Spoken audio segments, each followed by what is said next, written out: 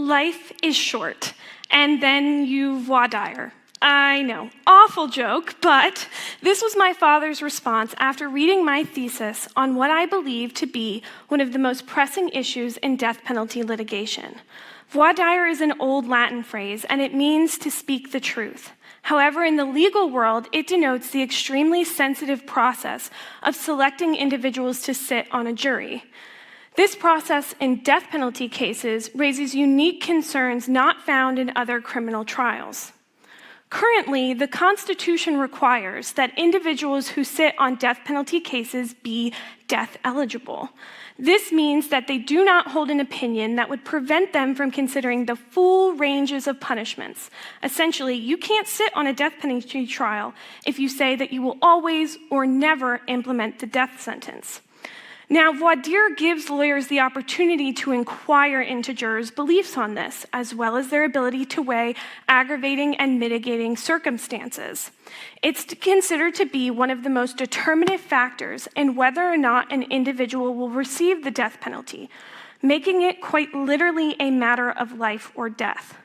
However, through my research, I found that lawyers are routinely prevented from inquiring into specific facts or mitigating circumstances. Think for a moment. You are a defendant selecting the individuals who will sit on your death penalty trial. These folks quite literally hold your life in their hands. Now, one individual may say, well, of course I'd be able to consider all mitigating circumstances. But they grew up in a home where mental health was an excuse and addiction was a choice. In reality, 84% of death row inmates struggle with addiction, and 48% have a serious diagnosed mental illness. It was this reality in conjunction with the fact that 1 in 8 death penalty convictions are later overturned that I began to ask myself why. Why are we preventing potentially life-saving questions?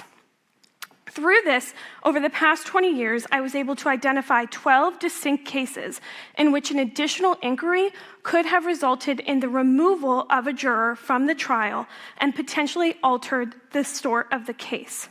Now, through this, I was able to find that with additional inquiry, we could quite literally save lives.